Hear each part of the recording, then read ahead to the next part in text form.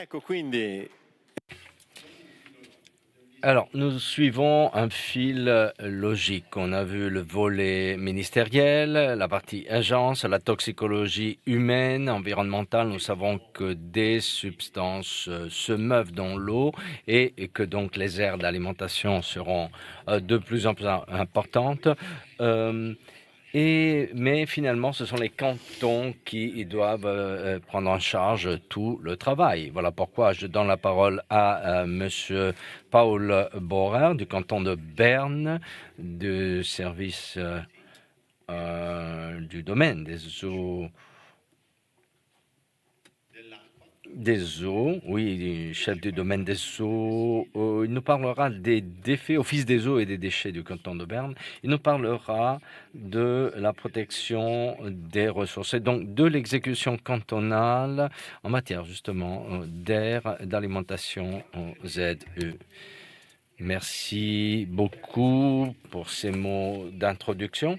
Je vous parlerai des défis dans la mise en œuvre de la protection des ressources dans l'exécution cantonale. Et notamment, je vais donc parler des défis qui ont trait aux aires de protection des eaux souterraines, des aires d'alimentation. Je parlerai de la garantie de qualité, bien qu'à ce propos, une présentation ad hoc est déjà prévue, donc je ne vais pas m'y attarder. Et puis, il s'agira d'aborder les défis concernant les projets d'aménagement hydraulique, à savoir que se passe-t-il lorsque des projets d'ingénierie hydraulique sont envisagés à proximité des captages. Et puis, je parlerai de la stratégie bernoise. Ici, vous avez une image du canton de Berne. Nous avons près de 2000 puits de captage d'eau potable protégés avec 700 aires de protection.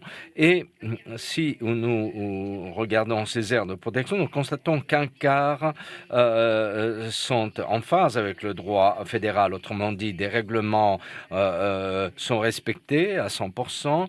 Et nous n'avons pas de conflit en termes de zones de protection.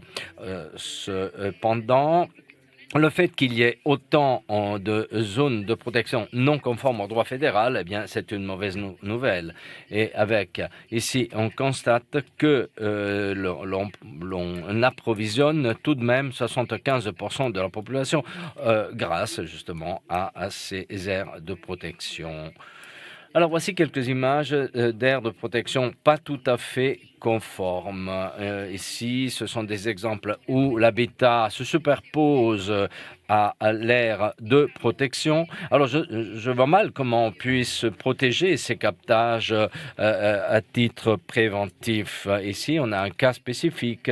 Il s'agit d'une aire de protection efficacité limitée qui existait avant l'an 2000. C'est le périmètre à la surface bleue. C'était une source d'eau potable. Je ne sais pas exactement où se trouve la S1, S2, S3.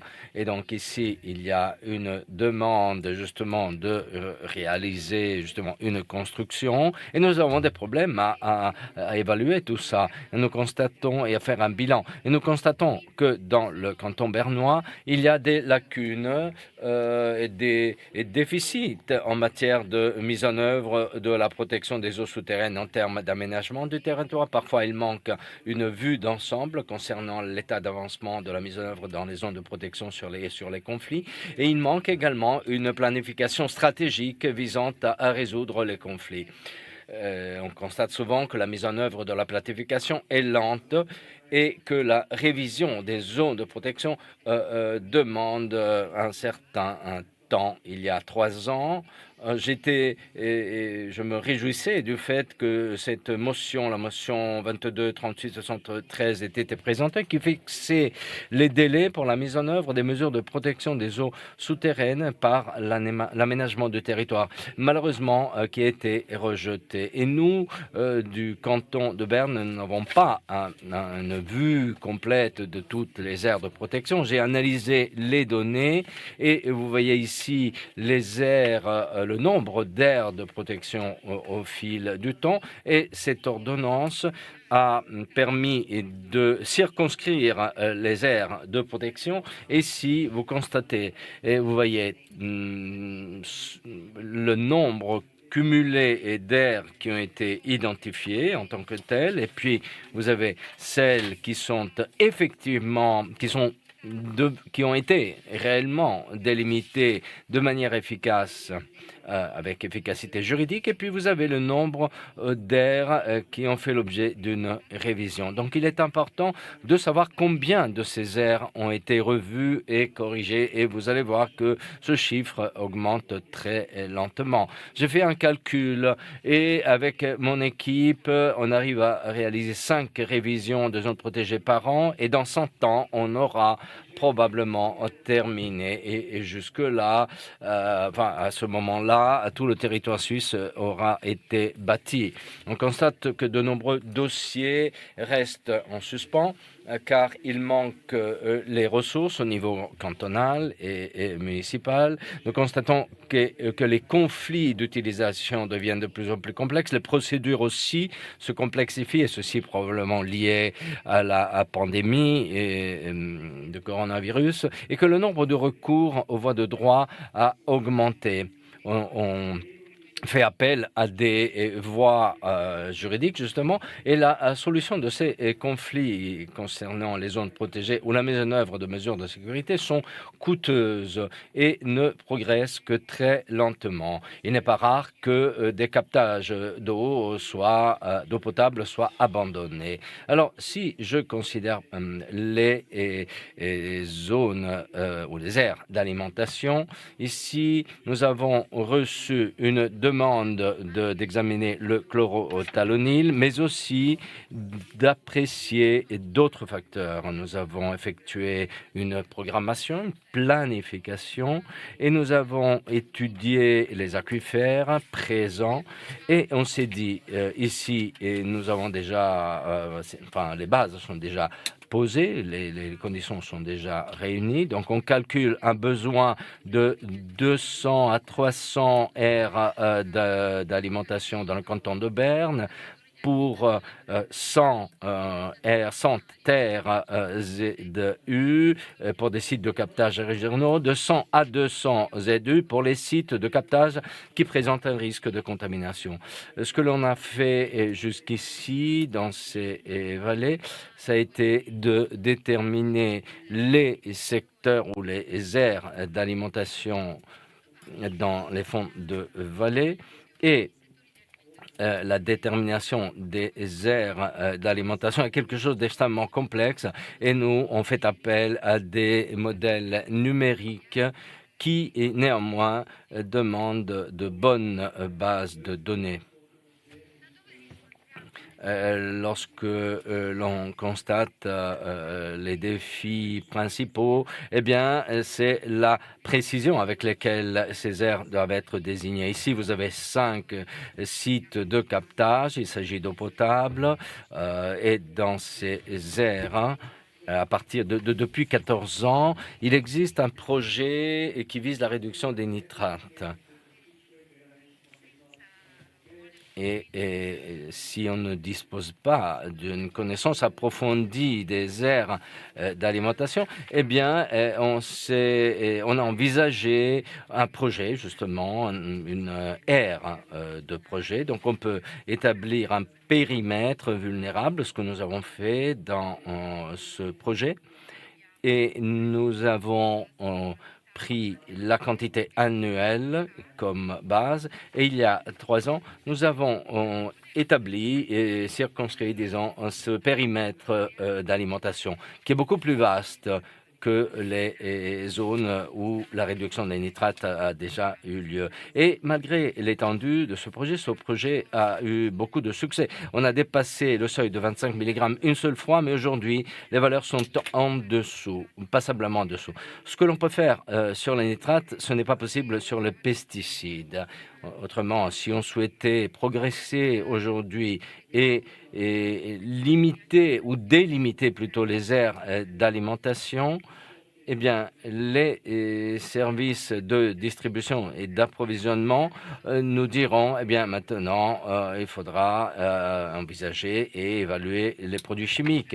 Alors, soit on détecte un métabolite, un principe actif avec un seuil de 0,1 microgramme par litre, mais il se peut aussi il se peut que dans le cadre de ce contrôle, on vérifie un principe actif et on constate que c'est bon, mais ces principes actifs pourraient, par exemple, ne pas être utilisés dans l'alimentation. Il y aura donc une étiquette qui affiche et qui dit que ce produit ne peut être utilisé dans ces aires d'alimentation après détection. Donc, il y a des limites. Nous savons que les résistances sont majeures car on se demande si c'est proportionnel, si et surtout il y a la question des dédommagements, bien sûr. Ici, nous avons envisagé les particules qui aboutissent au site de captage. Il faut en général 2 ans avant que la particule arrive dans la captation. Parfois, ça met moins de temps. Donc, c'est un défi majeur. Lorsqu'on analyse la pollution par pesticides et les métabolites, et ceci est valable pour le canton de Berne, mais pour la Suisse dans son ensemble, bien, on peut constater que beaucoup de médicaments phytopharmaceutiques ont été interdits, le chlorothalonil entre autres, chloridazone, fluphénacol, etc. Et beaucoup d'autres pesticides qui créent des métabolites et qui ne peuvent être utilisés ou dont l'usage doit être limité à des cas exceptionnels dans lorsque, bien sûr, les exigences écologiques ont été respectées. Donc, les problèmes sont loin d'être réglés. Cela fait plusieurs années que l'on constate, par exemple, les PFAS dans les eaux. Un article a été publié en octobre de cette année et on détecte jusqu'à 30 principes actifs et 2 seulement ont été interdites de ces substances, le tritosulfurone et le fluphénacet. Et dès 2026, ces 2 substances ne pourront être utilisées. Et je me suis demandé, en plus, si en plus des TFA, il y aurait d'autres principes actifs qui pourraient comporter de nouvelles interdictions. Quelle sera la classification des TFA? Est-ce qu'il s'agira de la substance industrielle ou d'un métabolite des médicaments phytopharmaceutiques?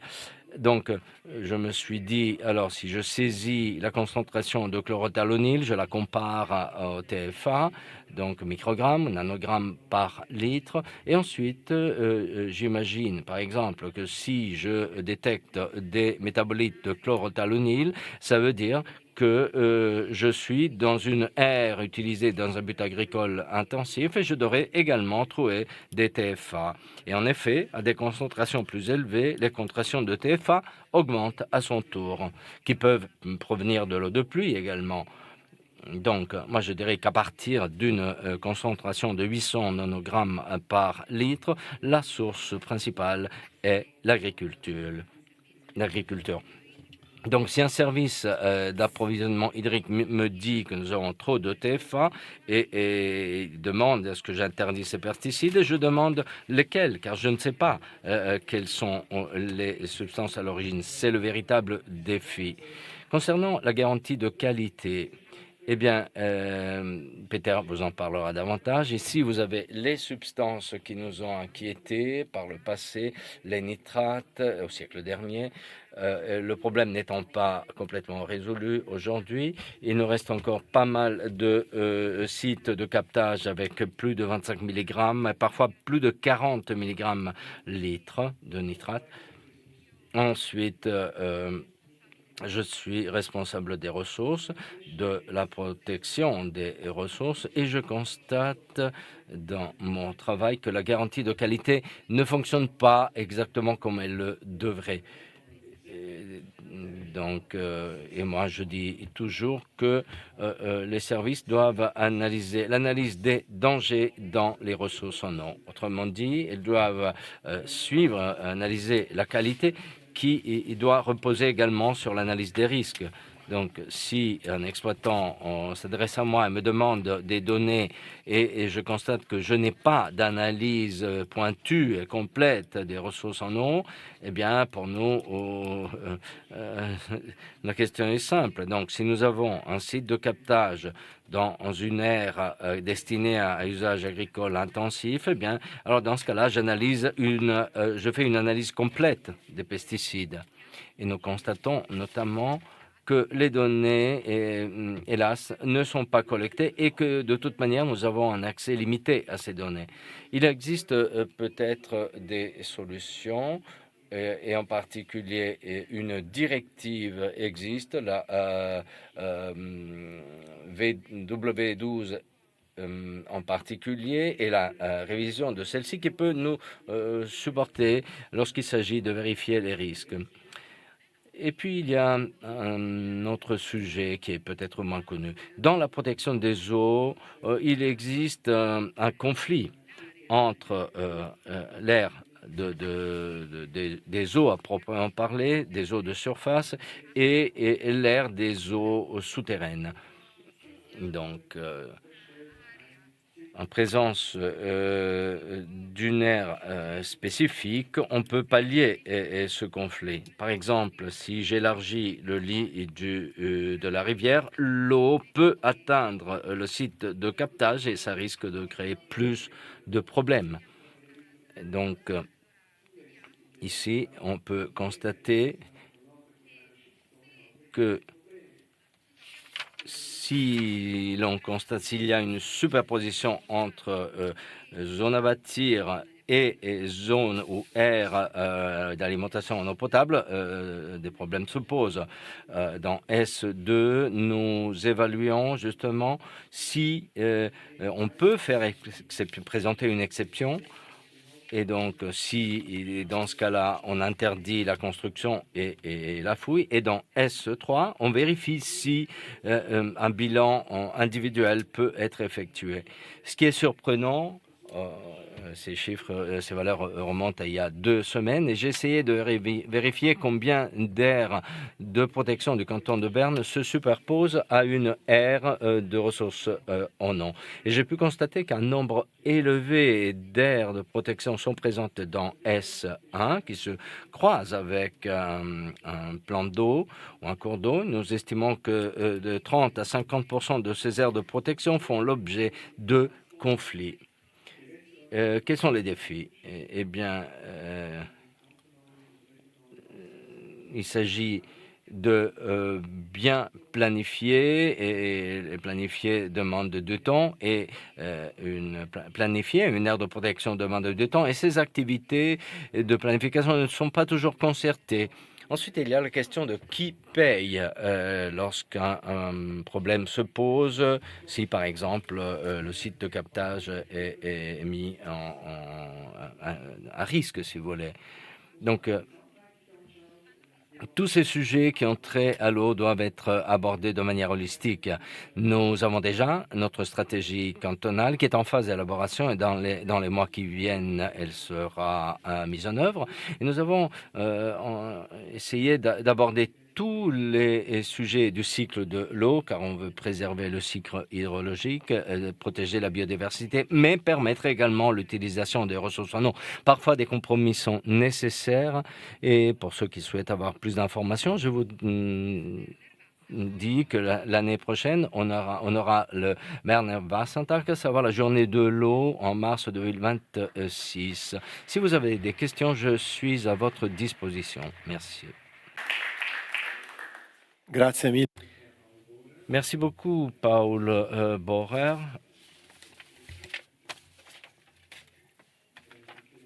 Y a-t-il des questions?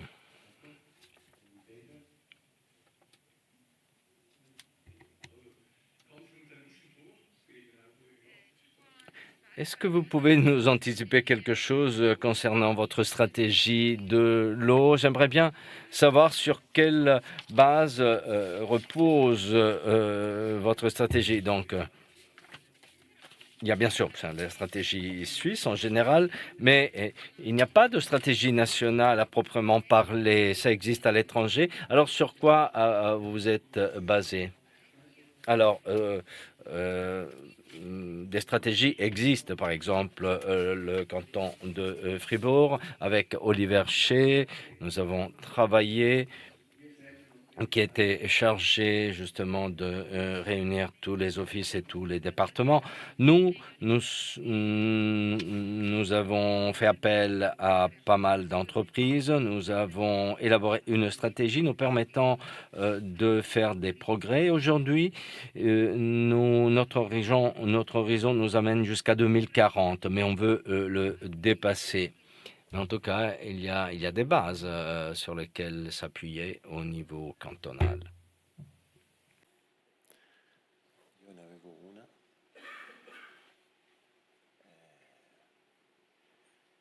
Ich hatte noch eine Frage. Thema, ja, ja, nein, zum Thema der. Alors, sur la question. J'allais poser une question, ça m'échappe, mais la question plutôt est qui paye? C'était une bonne question. Qui paye en dernier ressort? Ce sont les cantons qui payent par le biais de la recette fiscale. Mais qui devrait payer? C'est ça. Bon, c'est une question très importante. Et il faut se demander si les aires d'alimentation sont vraiment l'outil idéal lorsque l'on constate, par exemple, le niveau de pollution par les pesticides. Il faut peut-être prendre en compte les autorisations. Donc, si des substances chimiques peuvent être utilisées dans des aires non vulnérables, il nous faut tout de même connaître les aires d'alimentation et mettre en œuvre les interdits. Alors, si on intervient après coup, une fois que la substance, alors si on intervient en retard, l'intervention sera plus chère, sera plus coûteuse. Donc, il est important de connaître les aires d'alimentation. D'ailleurs, il faudrait intervenir justement, comme cela a été dit avant, le robinet, pour ne pas se limiter justement à filtrer l'eau de robinet.